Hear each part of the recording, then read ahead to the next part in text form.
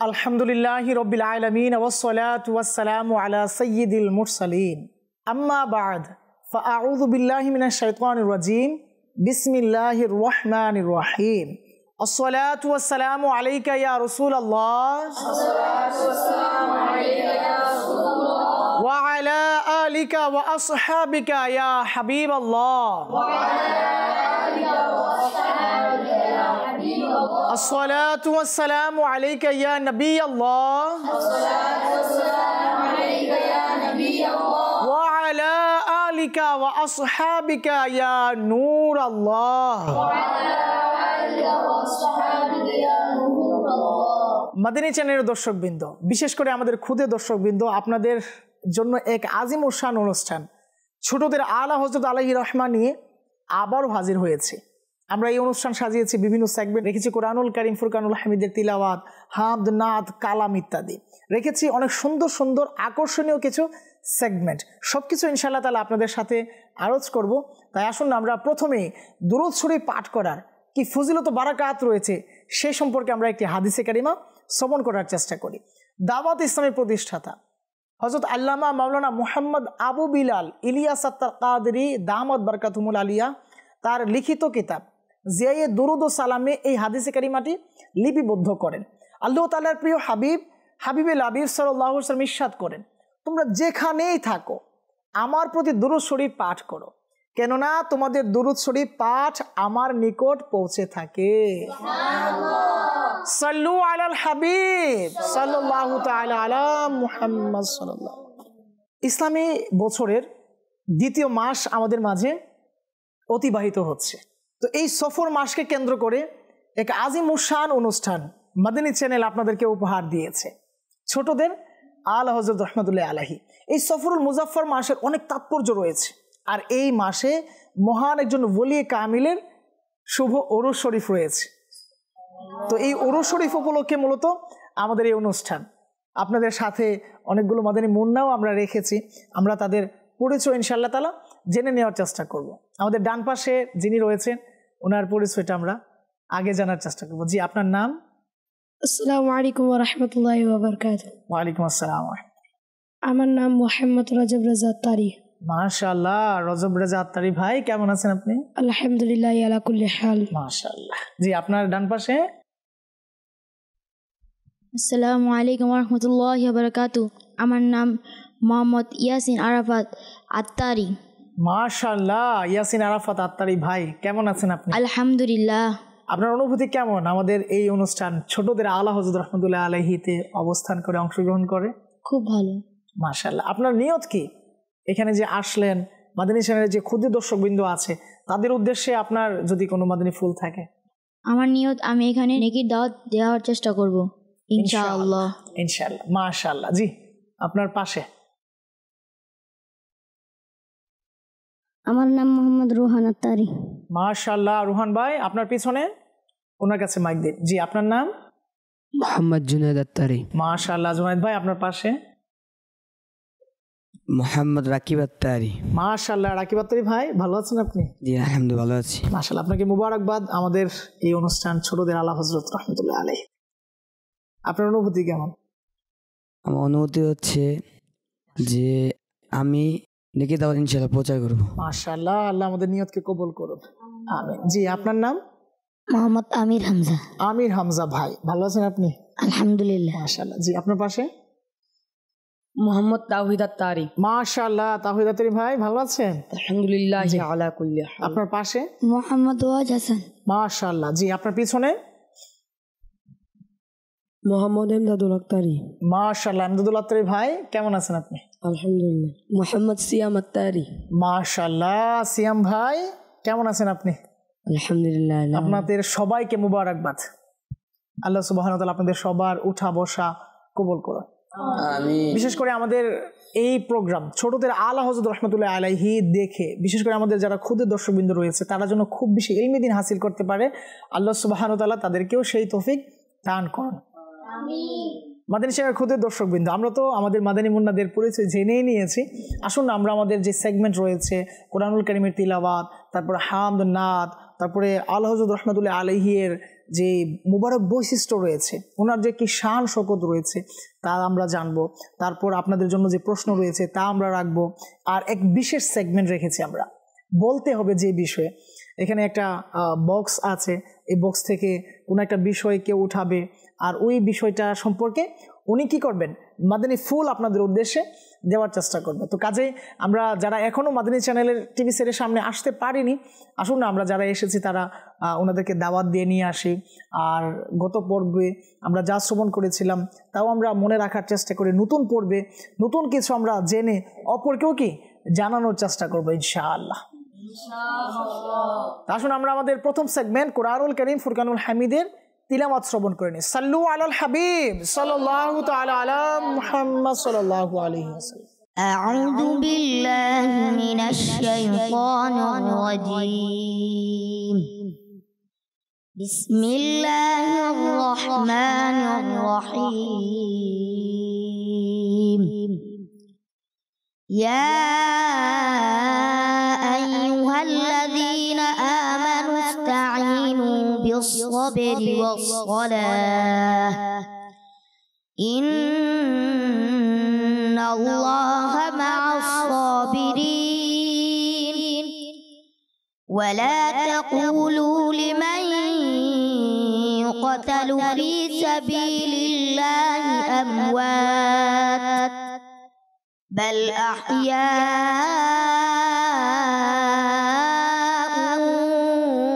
ولكن لا تشعرون ولنبلونكم بشيء من الخوف والجوع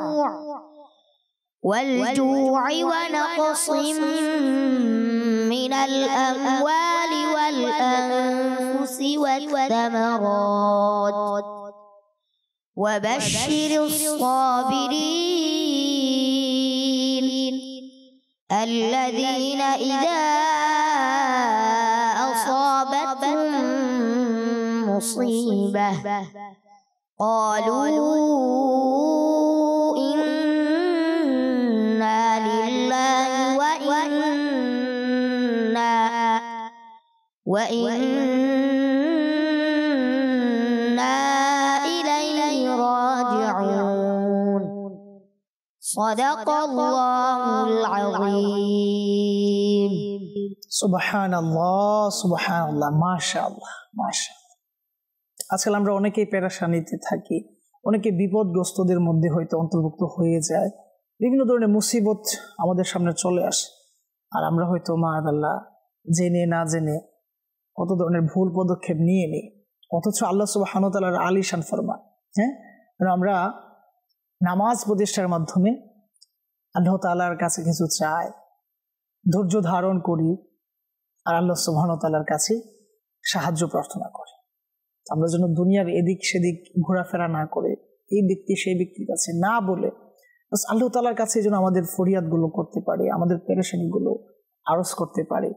তিনি তো সবকিছু সমাধান করেনওয়ালা না। আল্লাহ সুবহানাহু ওয়া তাআলা আমাদের সবাইকে বারবার কুরআনুল কারীমের তিলাওয়াত করার তৌফিক দান করুন। আমিন।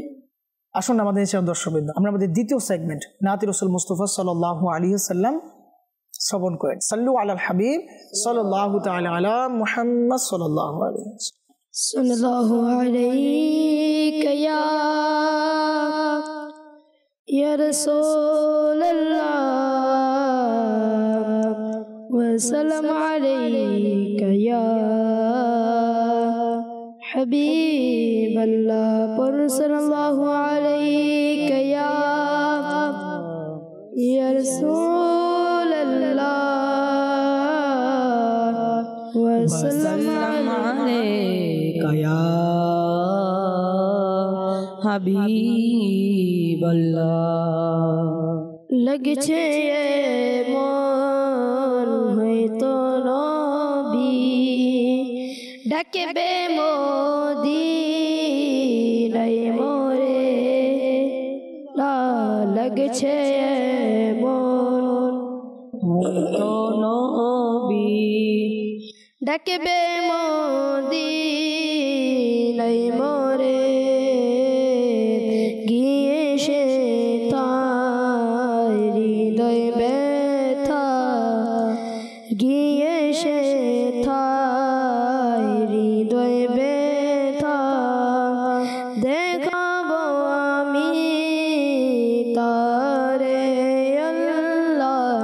লাগছে মন হয়তো নবী ডাকবে মদিনায় মোরে গিয়ে সে থাই হৃদয় ব্যথা গিয়ে সে থাই হৃদয় ব্যথা দেখাবো আমি তারে তিনি যদি চান দিবে রে মন দয়াল নজর মোর প্রাণে তিনি যদি চান দিবে রে মন দয়াল নজর মোর প্রাণে চোখের ধারায় বইবে নদী চোখের ধারায় বইবে নদী হয়তো বীর ভুবনে আল্লাহ আমারি মনে বাসনা আমারি মনে বাসনা দেখব সোনার মদিনা আল্লাহ আমারি মনে এই বাসনা প্রেমের আঁসু নেই যে চোখে হায় মন যে পাথর হয়েছে প্রেমের আঁসু নেই যে চোখে হায় মন যে পাথর হয়েছে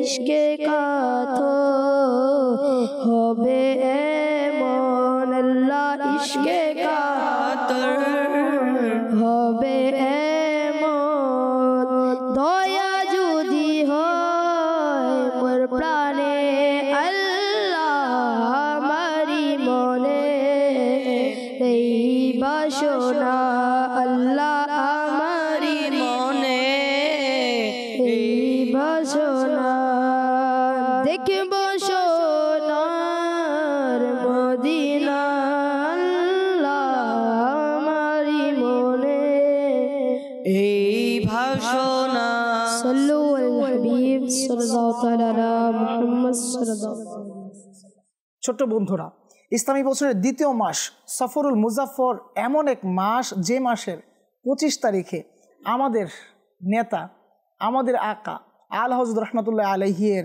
পবিত্র ওরস শরীফ উদযাপিত হয়ে থাকে। পৃথিবীর আনাচে কানাচে হাজার হাজার লাখ লাখ কোটি কোটি আশিক এই দিনকে উদযাপন করে থাকে। আর আমির আহলে সুন্নাত দামাত বারকাতুহুল আলিয়া ও আমাদেরকে কি উৎসাহ দিয়েছেন আমরা যেন উদযাপন করি। আচ্ছা, উদযাপন আমরা কিভাবে করতে পারি? হয়তো আমরা ইজতেমায়ে জিকির ও নাত মাহফিলের মাধ্যমে উদযাপন করতে পারি। হয়তো আমরা প্রতিদিন আমির আহলে সুন্নাত দামাত বারকাতুহুল আলিয়া যে উপদেশ রয়েছে যেন প্রত্যেক দিন আমরা 25 বার করে ইখলাস শরীফ পাঠ করা, ইসালে সওয়াবের মাধ্যমে আমরা কি উদযাপন করতে পারি।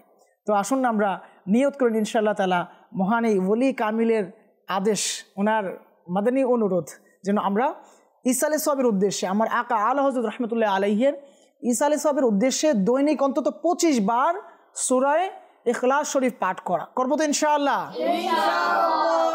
আল্লাহ তাআলা আমাদের সবাইকে পাঠ করার তৌফিক দান করুন।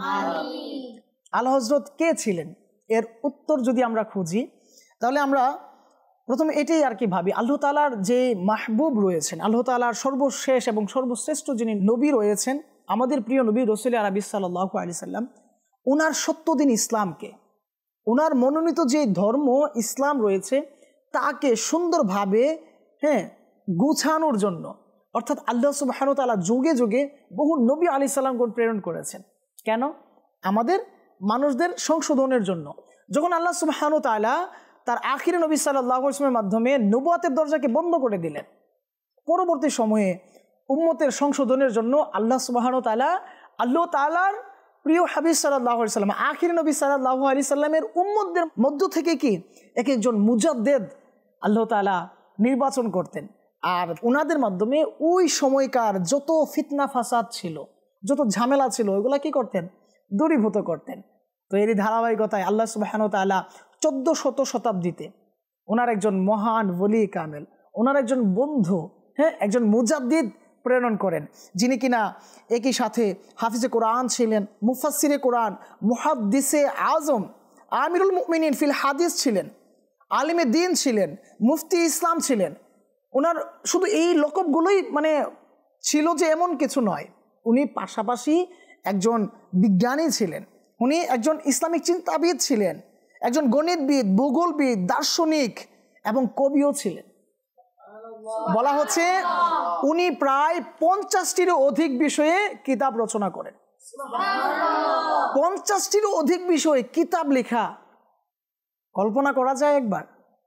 আমাকে আপনাকে কয়েকটা বিষয়ের নাম বললে হয়তো 4-5টার পরে আর মানে যেতে পারবো না, আটকায় যাবো যে এইখানেই হয়তো শেষ, আমি আর পারছি না।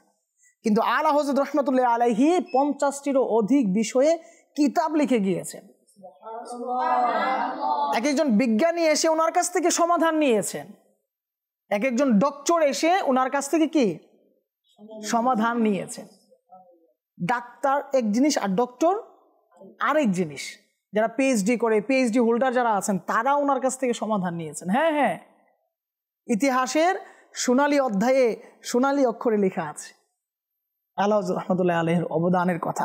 তো আমরা ইনশাআল্লাহ তাআলা জানবো ওনার বিশেষ বৈশিষ্ট্য সম্পর্কে, উনি রহমাতুল্লাহ আলাইহি শৈশবকাল কিভাবে অতিবাহিত করেছেন, ওনার মুবারক জিন্দেগি কি কি প্রধান প্রধান বৈশিষ্ট্য ছিল, বিশেষ করে বাচ্চাদের সাথে ওনার যে কি ভালো সম্পর্ক ছিল, উনি বাচ্চাদের সাথে কীরূপ আচরণ করতেন, এই সম্পর্কে আমরা অবশ্যই আজকের অনুষ্ঠানে জানার চেষ্টা করব। কিন্তু এর আগে মাদানী চ্যানেলের দর্শকবৃন্দ যারা রয়েছেন, আমাদের ক্ষুদে দর্শকবৃন্দ, আপনাদেরকে আরও একবার অনুরোধ করছি, আসুন না আমরা আমাদের আরও যারা বন্ধুবান্ধব রয়েছে, আমাদের সহপাঠী যারা রয়েছে, তাদেরকেও টিভি সেটের সামনে বসানোর চেষ্টা করি, আর একজন মহান ওলি কামিলের কিছু হুসনে আখলাক সম্পর্কে জানার চেষ্টা করি।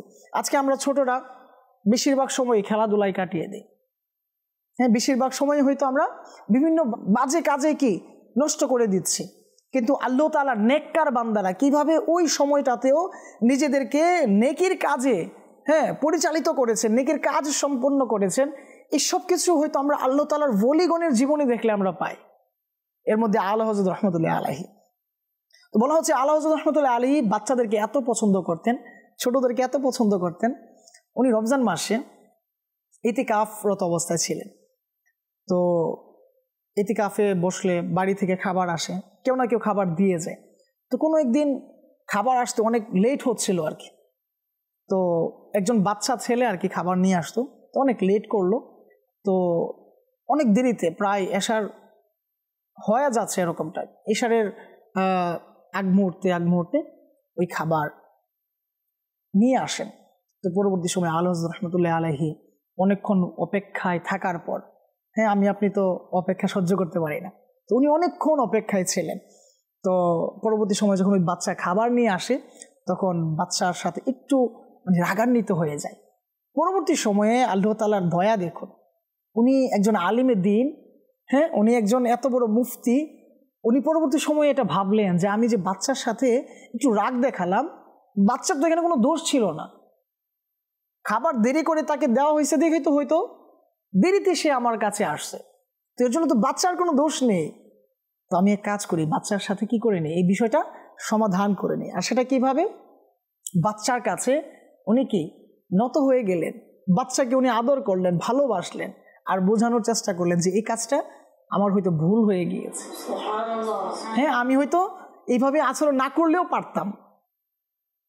তো চিন্তা করে দেখুন, আজকাল আমি আপনি কোনো একটা দোষ করলে, কোনো একটা কিছু হয়ে গেলে আমি আপনি বলি যে না আমি ভুল করি নাই, আমার দ্বারা ভুল হইতেই পারে না, আস্তে করে মাফ চাইবো, হাই এটা তো আল্লাহ। তো এই জন্য আমার আপনার উচিত হবে নেককার যারা রয়েছেন, আল্লাহ তাআলার ওলি যারা রয়েছেন, তাদের ওই হুসনে আখলাকগুলোকে আমাদের জীবনে প্রতিষ্ঠিত করা, আর এর জন্য কাজকে ওনাদের জীবনে অধ্যয়ন করা। তো উনি রহমতুল্লাহ আলাইহির অসংখ্য কারামত ছিল, ওনার জীবনী পুরাটা যদি আমি আপনি অধ্যয়ন করি, আমি আপনি দেখব প্রত্যেক কদমে কদমে কারামত ছিল, আর কারামত থাকবেই না কেন। আল্লাহ তাআলা যাদেরকে ভালোবাসেন, আল্লাহ তাআলা যাকে তার সত্যদিন ইসলামের খাদিম বানায় তো অবশ্যই আল্লাহ সুবহানাহু ওয়া তাআলা তাকে সাহায্য করবেন। আর যার কাছে আল্লাহ তাআলার সাহায্য থাকবে তার কি কোনো সমস্যা আছে? সে কি ৮-১০ জনের মতো? এর উজ্জ্বল দৃষ্টান্ত হচ্ছে আমাদের আকা আলা হযরত রাহমাতুল্লাহি আলাইহি। ওনার পুরো জিন্দিগিতে উনি দিন ইসলামের জন্য এত কিছু করেছেন। আপনি যদি ৬০-৭০ বছর জীবিত থাকি, আপনি কি এমন কিছু করতে পারি? উনি রহমতুল্লাহ আলাইহি ৬৮ বছর জীবিত ছিলেন। এই ৬৮ বছরের যে খেদমত, এত কিতাব উনি লিখেছেন, এত নফল ইবাদত তিনি করেছেন, তার হিসাব যখন বড় বড় উলামা মাশায়েখ, পাশ্চাত্যের, আরব আজমের যত উলামাগণ আছেন, তারা যখন এগুলা রিসার্চ করেন তখন অবাক হয়ে যায়। এই বয়সে ৬৮ বছর বয়সে উনি এত কিছু করে গিয়েছেন। তার মানে বোঝা যায় উনি ওনার মুবারক সময়গুলোকে এমনভাবে কাজে লাগিয়েছেন যে সময় কাজে লাগানোর বদৌলতে আজকে আহলে সুন্নাত ওয়াল জামাত, আজকে হক আর বাতিলের পার্থক্য হয়েছে। সঠিক সময় কাজে লাগানোর কারণে হয়তো আজকে আমরা ওনার আলোচনা করার সৌভাগ্য অর্জন করেছি। আজকে ওনার ওই হুসনে আখলাককে নিজেদের জীবনে প্রতিষ্ঠিত করে নিজেদেরকে দামি করার মতো এক জায়গা পেয়েছি, আলহামদুলিল্লাহ। তো শুনছিলাম আমরা আল্লাহ হযরত রাহমাতুল্লাহি আলাইহির মুবারক বৈশিষ্ট্য সম্পর্কে। তো আপনাদের কাছ থেকে যদি আরও কিছু আমরা জানতাম, বিশেষ করে মাদানী চ্যানেলের ক্ষুদে দর্শকদের উদ্দেশ্যে যদি আমরা কিছু শুনতাম, কারো এমন কোনো ঘটনা আল্লাহ হযরত রাহমাতুল্লাহি আলাইহি সম্পর্কে জানা আছে কি? মাশাআল্লাহ, বলুন আপনি। আল্লাহ হযরত রাহমাতুল্লাহি তাআলা আলাইহি যখন উনি ছোট ছিলেন তখনই ঘরের যে কর্তা, যে ঘরের বড়, যে ঘরকে যে পরিচালনা করে জি, সেই আল্লাহ হযরত রাহমাতুল্লাহি তাআলা আলাইহির চৌকট যেটা রয়েছে, যেই চৌকটে আল্লাহ হযরত রাহমাতুল্লাহি তাআলা আলাইহি বসতেন, আরাম ফরমাতেন, সেই চৌকটকে সে ঝাড়ু দিচ্ছে। তখন একজন ব্যক্তি দেখে বলল যে আপনি চৌকটকে ঝাড়ু দিচ্ছেন কেন? তিনি বললেন যে আল্লাহ হযরত রাহমাতুল্লাহি তাআলা আলাইহির আমি মুরিদ, এই জন্য আমি আমার পীর মুর্শিদের চৌকটকে আমি ঝাড়ু দিচ্ছি। সুবহানাল্লাহ, সুবহানাল্লাহ, সুবহানাল্লাহ। এই জন্য তো আমরা বলি, আল্লাহ হযরত রাহমাতুল্লাহি আলাইহির শানে আমরা যখন বিভোর হয়ে যাই, ওনার যখন শান শওকত আমরা অধ্যয়ন করি, উনি যে কত সুন্দরভাবে সত্যদিন ইসলামকে প্রতিষ্ঠিত করেছেন, হক বাতিলের মধ্যে পার্থক্য করেছেন, আর যারা অনুসারী রয়েছেন তাদেরকে যে সত্যের পথ উনি দেখিয়েছেন।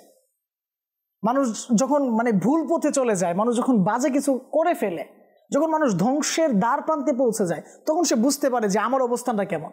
আর ওই অবস্থাতে যদি কেউ ভালো অবস্থানে ফিরে আসে, এখন ধরুন আমি আল্লাহ না করুক আমি অসুস্থ, আমি এখন প্রায় মরে যাচ্ছি, আমার কাছে মনে হচ্ছে আমি আর বাঁচবই না, আমি বুঝি শেষ, আমি এই বুঝি শেষ হয়ে যাব। তো এই মুহূর্তে যদি আমি আবার নতুন জীবন ফিরে পাই, আমি যদি ভালোভাবে বেঁচে থাকতে পারি, তখন আমার কাছে কেমন লাগবে? অনেক ভালো লাগবে। তো এই ঘটনাগুলো যাদের সাথে ঘটেছে, যারা ওনার মুরিদ হয়েছেন, যারা ওনার কাছ থেকে সোহবত নিয়েছেন, ওনার ফয়েজ দ্বারা ধন্য হয়েছেন, তারাই তো বুঝবে যে আল্লাহ হযরত রাহমাতুল্লাহি আলাইহি কে ছিলেন। তো ইনশাআল্লাহ জানবো এরকম এক আজিম শান ঘটনা ইনশাআল্লাহ আগামী পর্বে। তো কবি বলে কত সুন্দরভাবে, তুমি বাতিলদের মিটালে হে ইমাম আহমদ রেজা, তুমি বাতিলদের মিটালে হে ইমাম আহমদ রেজা, দ্বীনের ইশারা জাগালে হে ইমাম আহমদ রেজা, ফৈজে রেজা জারি থাকবে ইনশাআল্লাহ, জারি থাকবে ফৈজে রেজা, জারি থাকবে ইনশাআল্লাহ, জারি থাকবে। ইনশাআল্লাহ থাকবে তো? ইনশাআল্লাহ। বিশেষ করে আমাদের মাদানী চ্যানেলের দর্শকদের উদ্দেশ্যে আমাদের যে সেগমেন্ট ছিল, দর্শকদের প্রতি আমাদের প্রশ্ন। গত পর্বে আমরা প্রশ্ন করেছিলাম যে আল্লাহ হযরত রাহমাতুল্লাহি আলাইহি কত তারিখ এবং কোন মাসে জন্মগ্রহণ করেছিলেন। তো অনেকেই মাশাআল্লাহ উত্তর দিয়েছেন, অনেক কষ্ট করে উত্তর খুঁজেও নিয়েছেন। তো তাদেরকে মুবারকবাদ যারা এত কষ্ট করে ওনার মুবারক জীবনীকে রিসার্চ করার চেষ্টা করেছেন। তো আজকে ইনশাআল্লাহ তাআলা আমরা এর উত্তর দিয়ে দিব, পাশাপাশি আরও একটি প্রশ্ন আপনাদের জন্য আমরা রেখে যাব ইনশাআল্লাহ তাআলা।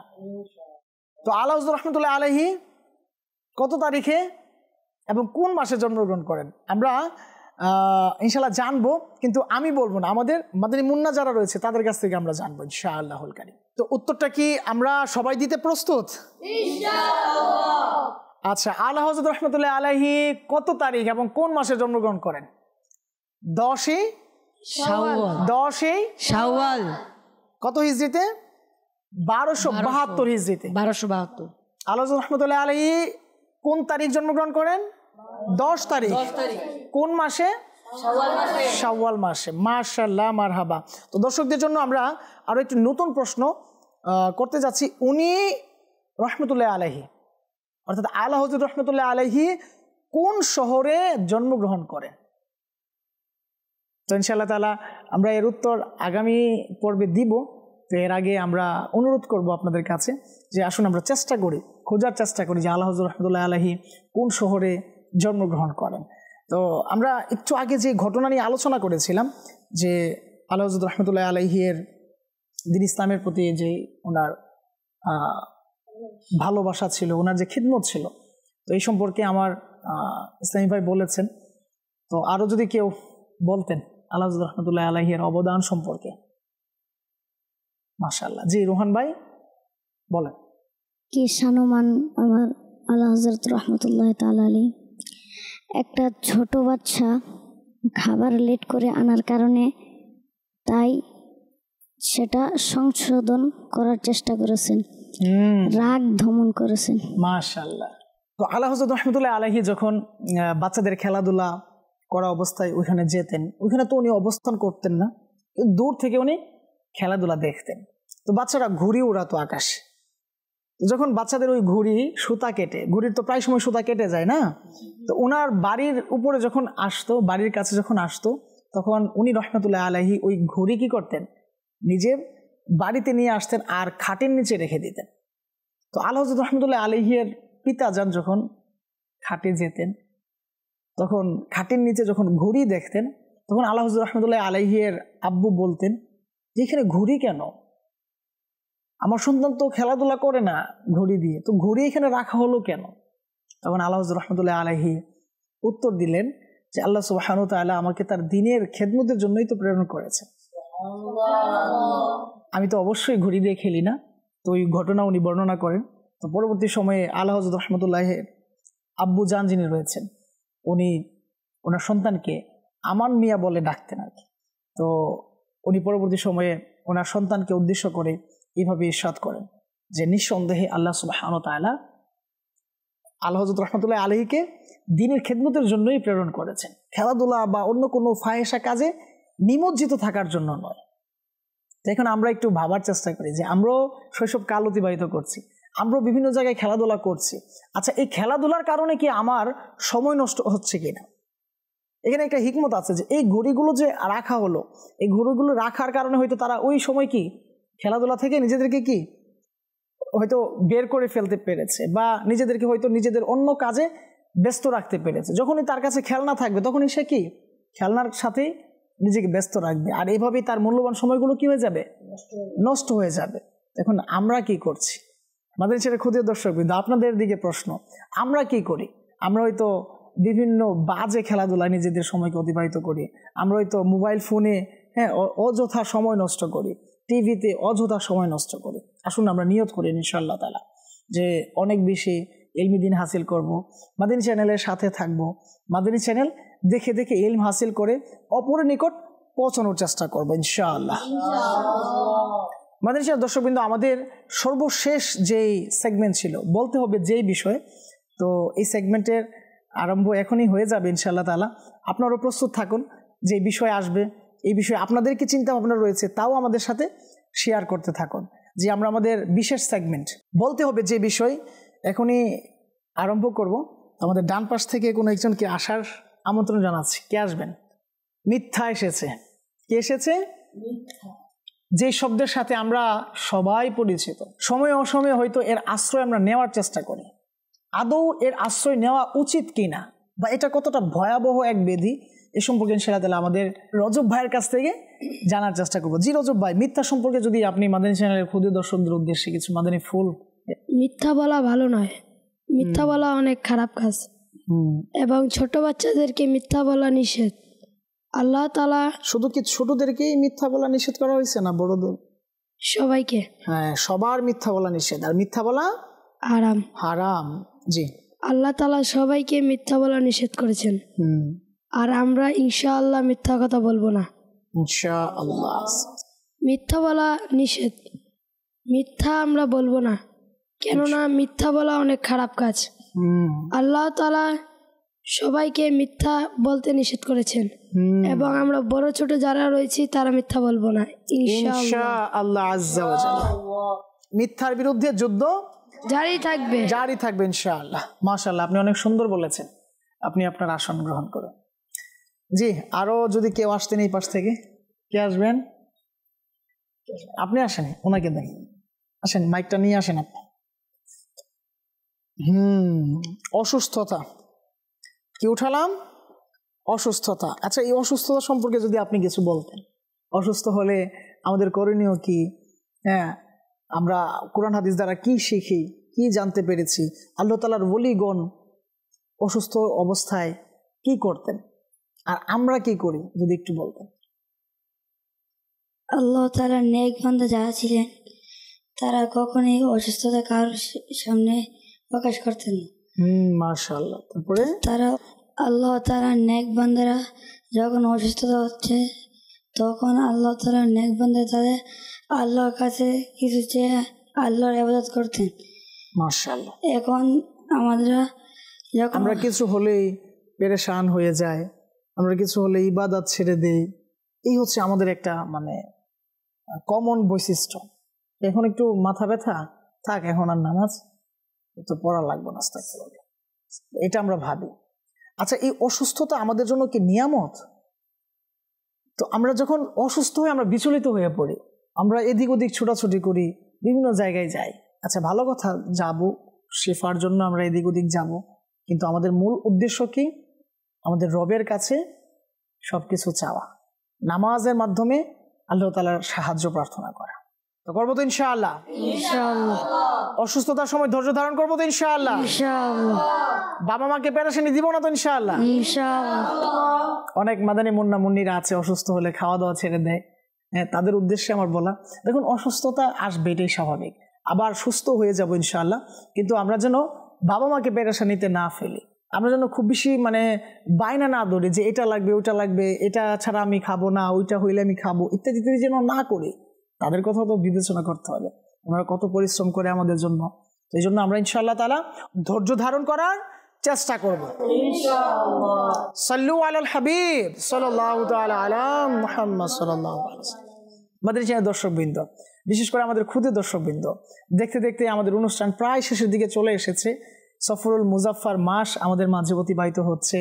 আস্তে আস্তে আমরা অনেক সন্নিকটে যাচ্ছি। কিসের সন্নিকটে যাচ্ছি? 25 তারিখের সন্নিকটে যাচ্ছি। 25 সফর কি রয়েছে? 25 সফর কি রয়েছে? উরুসে আলা হযরত রাহমাতুল্লাহ আলাইহি।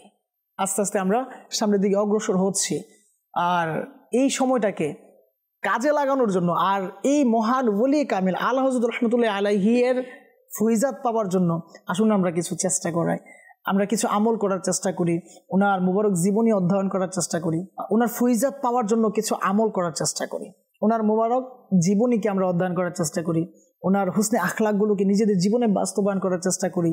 আর বানিয়ে দাওয়াত ইসলামী কেবলা শাইখে তরিকত আমির আহলে সুন্নতের যেই মাদানী ফুল রয়েছে, ইসালে সবের উদ্দেশ্যে 25 বার দৈনিক সূরা ইখলাস শরীফ পাঠ করা, এর নিয়ত আমরা করে নিই ইনশাআল্লাহ তাআলা। আমরা প্রতিদিন 25 বার করে সূরা ইখলাস পড়ব ইনশাআল্লাহ। আল্লাহ সুবহানাহু ওয়া তাআলা আমাদের সবাইকে ইবাদত করার তৌফিক দান করুন, বিশেষ করে এই ছোট্ট বয়সে নেকির পরিবেশে থাকার তৌফিক দান করুন। আমিন বিজাহিন নবীল আমিন সাল্লাল্লাহু তাআলা আলাইহি ওয়াসাল্লাম। সাল্লু আলাল হাবিব সাল্লাল্লাহু তাআলা আলা মুহাম্মদ সাল্লাল্লাহু আলাইহি ওয়াসাল্লাম।